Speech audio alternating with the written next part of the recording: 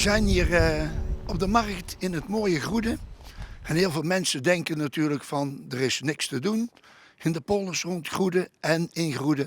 Maar we zijn hier bij de Drie Koningen. En naast mij staat de brouwer al te wachten. Met wie heb ik het genoegen? Thibaut Bacquerne, brouwer van Dutch Wagen. Oké. Zeg, en wij hebben belangstelling, en ook de kijkers denk ik, van RTV Scheldemond, dat we hier het proces uitgelegd krijgen. Is dat mogelijk? Ja, zeker. Ik ben toevallig nu aan het brouwen, dus kom gerust even binnen. Nou, dan ga ik u volgen, Ja. alsjeblieft. Ja.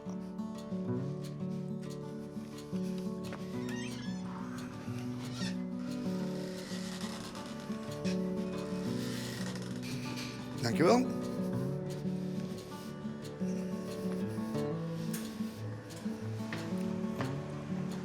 Nou Thibaut, hier zijn we in de brouwerij. Drie Koningen, Markenstein, Dutch Wagen. Vertel, wat is het verschil? Ja, klopt. We zijn inderdaad in horecazaak De Drie Koningen. En De Drie Koningen heeft een huismerk, een biermerk, en dat noemt Markenstein. Genaamd naar de twee eigenaren, Mark en Stijn. De eerste paar jaren we Markenstein als huisbier altijd gebrouwen, werd heel populair en de vraag steeg. En mensen buiten de zaak begonnen te vragen, kunnen we dat niet verkopen? Daarmee hebben we gezegd in 2012, laten we een commercieel merk op de markt zetten. En dat is Dutch Wagen geworden. Kunnen wij een rondleiding krijgen? Jazeker, we zijn nu aan het brouwen, dus ja, volg gerust mee. Oké, ik ben zeer benieuwd. Thibaut, je staat hier al klaar met iets. Wat is de beginfase van het bierbrouwen? Dit is het eerste ingrediënt, onze mout. Dit is gerst die bij een mouterij vermouwd is. Dit gaan we gebruiken om een beslag te maken. Hier uit het gerst, uit het mout, halen we onze suikers die uiteindelijk alcohol worden. Dus deze moeten we eerst malen, dat is het eerste proces. Hier hebben we onze gemalen gerst, het kaf dat je hier ziet, die kleine dunne vliesjes. Dit dient later als de filtratie. Dus als we onze mout hebben, gaan we een beslag maken in onze brouwketel. Dan mengen we water, warm water, met ons mout.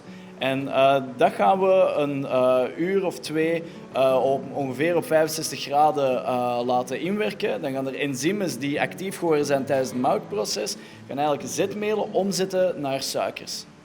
En later suiker en alcohol, maar zover zijn we nog niet, hè? Zover zijn we nog niet. Dus we hebben nu echt een suikerpap, zal ik maar zeggen. Ja. Oké, helemaal duidelijk. Ja, het beslag maken we in de beslagketel, dat is deze ketel. Dat is een 400 liter ketel.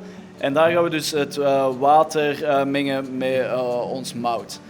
Dit heeft nu eigenlijk zijn zetmeel omgezet naar zijn suikers. En die hebben we nu net overgepompt naar de filterkuip. Want van een dikke pap moeten we natuurlijk een vloeibaar middel, een helder middel krijgen. En dat gebeurt in deze ketel. Zullen we er even naartoe lopen? Ja. Gaan we doen. Hier zijn we aangeland bij de volgende ketel. Vertel. Ja, dit is de filterkuip of de klaringskuip. Hier gaan we dus het moutresten scheiden van het suikerwater. We kunnen nu niet open doen omdat het vol zit, maar dit is een klep waar we later eigenlijk de borstel of het graanrest uit kunnen halen. Dat gebruiken we dan om brood mee te bakken en als veevoeder. Oké. En dan gaat het zuivere filtraat Ja. gaat naar... De kookketel. En dat kunnen we hier zien door die buis. Hier loopt het door naar de kookketel. Oké, dus die ketel wordt geledigd in die ketel. Ja. Klopt, hè? Klopt. We staan nu aan de achterkant van de kookketel en dan? Moet het een uur tot 1,5 uur koken. Dan wordt het gesteriliseerd en daar kunnen we dan de hop bij doen. De hop is het derde ingrediënt naast water en mout en zorgt voor de bitterheid en aroma.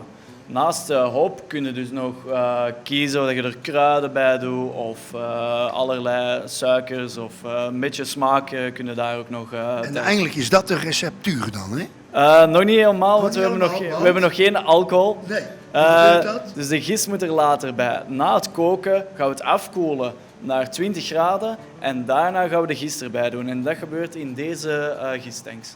Oké. belangrijkste proces is achter de rug. Hè. Het aanmaken van het alcohol en de meeste smaakstoffen worden ook gevormd tijdens de gisting. Na 7 dagen moet het eigenlijk nog verder rijpen. En dat gebeurt in deze tanks. Hier zit nu 1 bier al 2 weken te rijpen.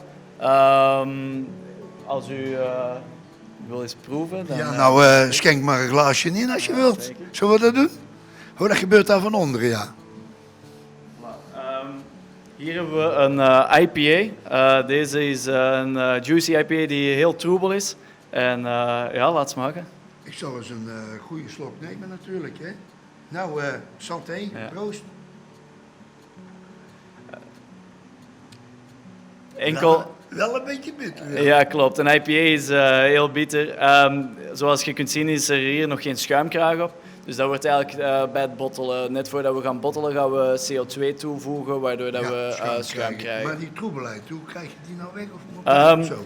Bij de meeste bieren wilden juist dat ze hierin helderder trekken. Bij deze IPA willen we juist dat hem zo troebel mogelijk blijft. En dat heeft alles te maken met de bierstijl die je wilt creëren. Ja. En hoeveel procent alcohol zit er nou in? Deze is 6%. En hoe bepaal je nou dat je uiteindelijk op 6% uitkomt? Dat is een goede vraag. Eigenlijk, suiker wordt omgezet naar een halve gram CO2 en een halve gram alcohol. Dus hoe meer suiker dat je toevoegt, hoe meer alcohol dat je uiteindelijk gaat creëren. Dus hoe meer mout dat je toevoegt, hoe meer zetmeel dat je toevoegt, hoe meer suiker dat je hebt en hoe meer alcohol dat je krijgt. Ja, maar logischer kan niet, hè? Nee. Wat zijn de plannen in de toekomst? Onze plannen zijn om uit te breiden. We zijn er al mee bezig. Hier om de hoek hebben we een oude gemeenteschool gekocht. En die zijn we nu aan het verbouwen. Hopelijk tegen de zomer gaan we effectief al de brouwerij kunnen verplaatsen. En dan kunnen we dus meer biertanks zetten en ook een grotere productie draaien. Ja. We zitten nu eind februari met opnames. Kunnen we al een kijkje nemen? We kunnen al een kijkje nemen, zeker. Oké, ik volg. Ja. Oké.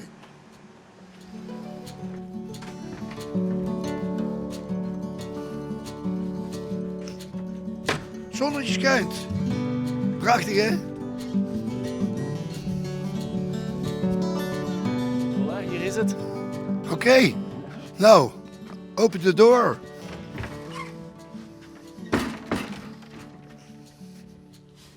Nou, je moet nog het een en het ander gebeuren. Kun je een beetje de planning vertellen in detail wat hier gaat gebeuren? Ja, zeker. Ja, het lijkt nog heel ver weg. Komende maand gaan we beton storten. En we willen tegen deze zomer in ieder geval opengaan met een barretje. Dat we toch al kunnen laten zien dat de brouwerij verzet is. Dat we hier productie al aan het draaien zijn.